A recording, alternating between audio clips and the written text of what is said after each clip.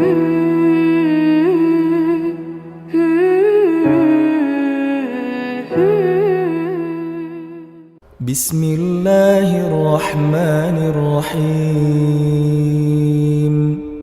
Gimana caranya biar kita selalu tenang menghadapi masalah? Biar tenang ketika kita tahu nilai kita kayaknya anjlok. Biar tenang pas kita tahu judul kita ditolak. Lamaran juga sama di hari yang sama lah gitu. Pagi judul ditolak, malam lamaran ditolak. Selama Allah nggak nolak kita kan masih aman nih. Karena apa yang di sisi Allah lebih baik. Gimana caranya kita biar nggak panikan ketika ada masalah? Walaupun sedih, itu fitrah manusia sedih. Cuman ada yang sedihnya wajar, ada yang sedihnya sampai berlarut-larut atau putus asa. Bentuk keputusasaannya macam-macam. Ada yang putus asa dengan bunuh diri, loncat dari jembatan, ternyata nggak meninggal, gagal bunuh diri gitu kan. Ada yang putus asanya dengan cara ngelakuin perbuatan dosa, kayak mencuri atau udahlah saya mah nggak mau peduli lagi dengan hal haram, yang penting saya ambil aja semua proyek gitu. Nah ini putus asa. Ada yang putus asa dengan nggak mau lagi bertaubat. Dia ngerasa aduh kayaknya saya nggak pernah nasuhan nih taubatnya, taubat ulangi lagi, taubat ulangi lagi. Kenapa kita berputus asa minta ampun ke Allah, padahal Allah nggak pernah putus asa mengampuni kita? Kan aneh nih. Allah tuh nggak pernah putus asa ngampuni kita, nggak pernah bosan menerima taubat kita. Allah nggak pernah bilang lo datang ntar pasti besok buat lagi, enggak. Padahal Allah maha tahu kita mungkin besok masih ngelakuin dosa yang sama. Asal kita datang, Allah langsung terima. Seolah-olah Allah tuh kayak husnuzon banget sama kita, walaupun pastinya Allah tahu tentang apa yang akan kita lakukan di masa yang akan datang. Ini artinya kenapa seseorang jadi putus asa, jadi berhenti untuk mencoba, jadi tidak lagi berharap apa-apa, jadi pesimis, jadi tidak survive dalam masalah, jadi penuh khawatir menghadapi hidup. Ada masalah dikit kayaknya udah kiamat dunia, padahal kuota habis doang nih. Langsung aduh kuota habis jam 11 malam. Biasanya kan jam 11 itu jam chatting tuh sampai jam 1. Atau jam 11 malam kuota habis, padahal tadinya pengen ngebangunin dia. Iya dia gitu kan. Jam 2. Gampang, pakai aja kuota doa. Ya Allah bangunkanlah dia, tiba-tiba dia tetap bangun. Dia bangunin kita akhirnya. Ini bisa aja terjadi. Yang jelas gimana sih cara biar kita keep happy, tetap bahagia walaupun gak bisa jalan-jalan jauh. Tadinya pengen jalan sama teman-teman, ternyata duitnya gak cukup. Kita lihat teman-teman kerjanya traveling aja, ke Lombok, ke Batu Karas, kerjaannya keliling aja. Dan kita, aduh pengen juga ngeliat pantai misalnya, ke gunung, touring sama teman-teman. Ternyata, tapi saya nggak punya motor, saya nggak punya uang, saya nggak punya waktu dan seterusnya. Bisa nggak kita tetap bahagia seperti mereka, walaupun nggak ngerasain pengalaman-pengalaman asik seperti yang mereka rasain? Gimana caranya biar ketika kita sujud itu sama nyamannya dengan ketika kita tidur di atas pangkuan istri? Belum ya? Gak tahu sih rasanya. Pokoknya tuh keren banget loh. Salah satu yang bikin saya kalau gak bisa tidur itu tipsnya adalah tidur di atas pangkuan istri. Langsung tidur. Cuman masalahnya susah bangun. Nah ini nih, gimana caranya kalau kita sujud rasanya senyaman itu? Gimana caranya? Bukankah kita selama ini mungkin, kita atau saya lah, pas sujud pengen cepat bangun. Gimana caranya sujud gak bangun-bangun? Pas kita sujud, aduh pengen lama gitu sujudnya teh. Terutama kalau sholat sendiri. Kalau sholat jamaah memang gak boleh. Kenapa? Karena hajat orang beda-beda. Nabi kalau sholat jamaah mah standar-standar aja. Tapi giliran sholat sendiri, itu sampai orang kewalahan ngikutin Nabi. Dan itu bukan cuma Nabi, sahabat juga kayak gitu. Siti Aisyah, istri Nabi itu. Siti Aisyah itu pernah sholat duha kurang lebih 4 jam. Itu cuma baca 1 ayat doang loh. Famanallahu alaina wa waqana adzabas samum. Dia baca sendiri, agak keras karena dia di dalam rumah sendiri. Lewat seorang sahabat lewatin rumah Aisyah mau ke pasar. mendengar, oh Aisyah lagi sholat. Famannallahu alaina wa waqana adzabas samum. Nangis. Akhirnya sahabat ini pergi ke pasar. Dia belanja segala macam, balik lewat lagi rumah Aisyah. Setelah kurang lebih 2 jam. Pas dia lewat lagi rumah Aisyah, dia masih mendengar Aisyah membaca kalimat Famannallahu alaina wa waqana adzabas samum. Nangis lagi. Jadi 1 rakaat dengan 1 ayat itu bisa 2 jam, 3 jam yang dilakukan oleh para sahabat. Kenapa kok betah banget? Sama kayak kita betah banget nonton film, betah banget dengerin musik kesukaan kita, diulang-ulang lagu yang sama kan ya? Mungkin 1 lagu itu durasinya sebutlah 2,5 menit, 2,5 menit. Tapi diulang-ulang bisa sampai setengah jam mendengar lagu yang sama. Bukan 1 album, 1 lagu. Kenapa kita betah? Nah gimana caranya? Kita juga dapat kebetahan kayak gitu ketika dengerin bacaan Al-Quran. Ketika kita membaca Al-Quran sendiri. Ketika kita sholat. Sampai ada istri Nabi sholat sambil ngikat badannya di dinding. Jadi dia bikin tali ke dinding gitu. Terus dia ikat badannya, sehingga kalau dia udah gak kuat lagi, dia bersandar dengan ikatan tali di badannya, saking lamanya berdiri sholat. Coba bayangin, berarti kan semalaman tuh. Kalau udah gak kuat, dia berdiri itu sambil badannya keikat di tali. Dan Nabi melihat itu menangis karena melihat kesungguh-sungguhan para sahabat dan sahabiat dalam beribadah kepada Allah. Dan itu bukan paksaan siapapun, Nabi gak pernah maksa kayak gitu. Mereka sendiri berinisiatif. Jadi tutorialnya dibikin sendiri gitu. Duh, saya sholat kalau malam-malam kayak gini jadi agak gak kuat. Atau saya lagi sakit nih, lagi lemes nih, lagi kurang makan. Ya udah deh, agar tetap bisa berdiri, dia ikat tali, dia ikat ke badannya, terus berdirinya kayak orang-orang setengah sadar gitu. Nah ini menunjukkan ada kenikmatan yang luar biasa yang mereka dapetin ketika mereka dekat dengan Allah Subhanahu Wa Taala. Gimana sih caranya biar kita bisa kayak gitu? Gimana caranya kita entertain kita itu adalah zikrullah. Boleh-boleh aja kita entertainnya nonton film, dengerin musik-musik yang positif. Entertain kita mungkin chatting, entertain kita mungkin update status, entertain kita mungkin kepoin mantan misalnya. Boleh-boleh aja selama masih wajar. Tapi bisa nggak entertain kita yang lain itu zikrullah? Dengan mengingat Allah kita jadi terhibur gitu. Dan itu entertain luar biasa pahalanya. Gimana caranya? Ini yang kita pengen belajar malam ini. Sehingga kita bisa tetap happy walaupun dalam keadaan tadi akhir bulan. Dalam keadaan habis diputusin. Dalam keadaan ditolak. Dalam keadaan bingung, galau, segala macam termasuk habis pulsa.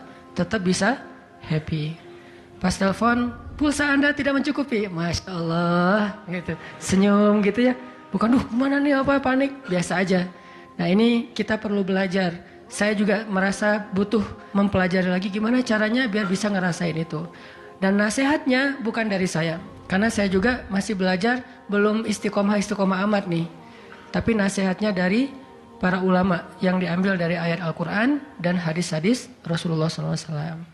Nah sebelumnya coba kita perhatiin dulu kisah tentang ketenangan dengan mengingat Allah tuh kayak gimana. Salah satunya ada di surat At-Taubah yang terkenal. A'udzu billahi minasy syaithanir rajim. Illa tansuruhu faqad nasarahu Allah. إذ أخرجه الذين كفروا ثاني اثنين إذ هما في الغار إذ يقول لصاحبه لا تحزن إن الله معنا فأنزل الله سكينته عليه وأيده بجنود لم تروها وجعل كلمة الذين كفروا السفلى وكلمة الله هي العليا والله عزيز حكيم. Kalau kalian tidak menolongnya, maka sungguh Allah akan menolongnya. Seperti ketika orang-orang kafir mengeluarkan dia dari kota Mekah pada saat dia menjadi salah satu di antara dua orang yang berdiam di dalam gua, yaitu Gua Thur.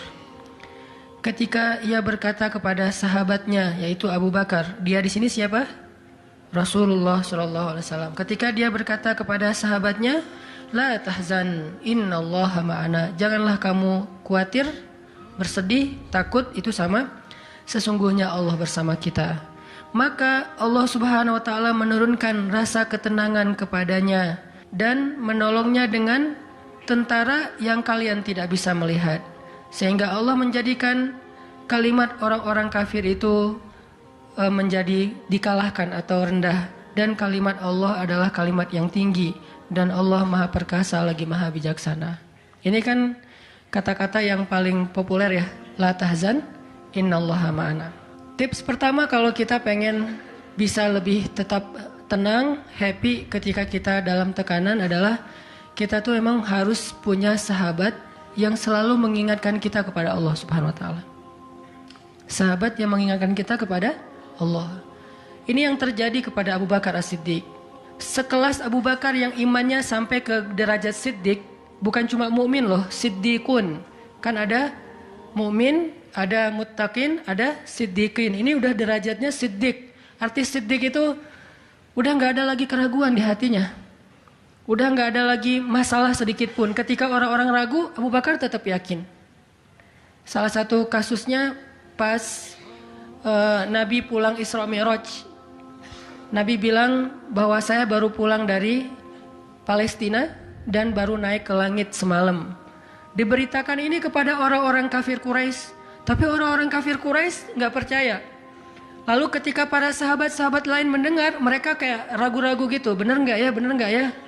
Lalu ketika ditanya kepada Abu Bakar, ya Abu Bakar, lihat tuh teman kamu makin gila aja. Emangnya kenapa, kata Abu Bakar? Dia ngaku-ngaku baru pulang dari dari Palestina. Dia ngaku-ngaku baru pulang dari langit. Katanya Isra dan Mi'raj semalaman, dalam waktu 1 malam. Lalu Abu Bakar bertanya, siapa yang bicara kayak gitu? Dia atau kalian? Kata mereka, Muhammad yang ngomong kayak gitu langsung kepada kami. Kata Abu Bakar, kalau Muhammad yang ngomong kayak gitu, maka benar. Dia nggak mau tanya gimana caranya, berapa lama waktunya, kapan, siapa yang membawa dia. Nggak nanya apapun. Kalau Muhammad yang ngomong, maka itu benar. Ini artinya siddiq, nggak banyak tanya, percaya banget. Kalau ayatnya kayak gitu, udah cukup. Kalau hadisnya kayak gitu, udah cukup. Kalau kata ulama kayak gitu, saya ikut. Nggak ada kenapa kayak gini dan seterusnya, nggak. Ini menunjukkan Abu Bakar itu orang yang sangat luar biasa imannya. Tapi dia tetap manusia. Gimana pun imannya udah kuat, mantap, siddiq, ketika ada masalah, sifat dasar manusia itu keluar lagi, yaitu khauf, rasa khawatir, takut. Dan yang luar biasa, khawatir dan takutnya Abu Bakar itu bukan untuk keselamatan diri beliau. Abu Bakar itu khawatir terhadap keselamatan Rasulullah SAW. Jadi bukan keselamatan Abu Bakar. Kalau kita mungkin khawatir terhadap keselamatan diri sendiri nih. Kalau Abu Bakar derajatnya khawatir terhadap gimana ya Rasul, kalau mereka ngelihat ke bawah, ke kakinya, pasti kita akan ketahuan. Karena mereka sembunyi di sebuah lubang, nggak gua sih, kecil, lubang di bukit Jabal Thur. Dan orang-orang kafir Quraisy sudah datang ke lubang itu, berdiri tepat di pintu gua. Kalau mereka ngelihat ke bawah, udah ketahuan tuh, kelihatan Rasulullah sama Abu Bakar. Sehingga Abu Bakar berkata, ya Rasulullah, kalau mereka ngelihat kita sedikit aja ke bawah kaki mereka, mereka akan menemukan kita. Gimana ini ya Rasul? Saya khawatir terhadap keselamatanmu. Apa kata Nabi? Ya Abu Bakar, ma dhannuka bithnain, Allahu salisuhuma. Wahai Abu Bakar, kenapa kamu pikir kita cuma berdua? Allah yang ketiga di antara kita. Baru la tahzan, innallaha ma'ana. Jangan khawatir, Allah bersama kita. Kata-kata ini kalau diucapkan oleh orang solih, pada waktu yang tepat ketika kita ngalamin satu masalah besar, itu akan luar biasa memberikan efek ketenangan buat kita. Tapi waktu yang tepat, kalau normal-normal aja kayaknya agak kurang ngaruh nih. Makanya kata-kata kayak gini itu timingnya tuh harus pas. Dan yang mengatakan orang yang memang punya aura kesolehan yang luar biasa. Sekelas Rasulullah kurang apa? Itulah sebabnya kenapa kita harus punya banyak, atau setidaknya kita punya seorang sahabat seorang teman yang solih, yang sering mengingatkan kita. Minimal istri. Kenapa? Karena kalau kita galau dalam urusan kerjaan, nanti pas kita pulang ke rumah, yang akan bilang la tahzan innallaha ma'ana adalah pasangan kita. Dengan nada yang lembut, dengan senyum yang khas, dengan dekapan yang mungkin penuh kasih sayang, itu benar-benar bisa bikin kita tenang. Gak tahu tenang karena kata-katanya atau dekapannya nih, saya juga bingung. Dua-duanya kali ya. Dia bilang la tahzan ya azizi. Panggilan buat suami bahasa Arabnya yang lembut tuh azizi. Bukan al-aziz ya. Al-aziz mah nama orang. La tahzan ya azizi atau ya habibi atau ya albi. Albi itu artinya jantungku. Jangan dipakai deh, biar saya aja yang pakai itu. La tahzan. Jadi misalnya kayak suami galau tentang kerjaan. Mah, papa lagi galau nih. Kenapa, Pak? Di kantor itu kemarin kita ada tawaran proyek, cuman proyeknya kayaknya cara untuk ngedapetin proyek itu cara-caranya tuh agak-agak kurang baik gitu, ada suap segala macam. Tapi itu proyeknya untung besar loh mah. Nah kalau kita nggak suap kita nggak akan dapat proyek itu. Ini gimana nih mah? Diambil nggak? Kan galau nih, udah istikharah belum mantap nih hatinya. Istrinya yang bilang, papa Allah yang kasih kita rezeki. Kalau papa ninggalin sesuatu karena Allah, Allah akan ganti dengan yang lebih baik. Pasti dari booster ya mah. Nyontek gitu ya. Nah, kalau dia ngomong kayak gitu kan jadi mantep nih. Kayak saya juga pernah ngerasain lagi kayak sedih gitu, lagi galau karena satu urusan. Istri mengatakan udah serahin aja sama Allah. Kan jadi mantap kan hatinya. Hal-hal yang kayak gini nih. Kalau belum punya pasangan, temen.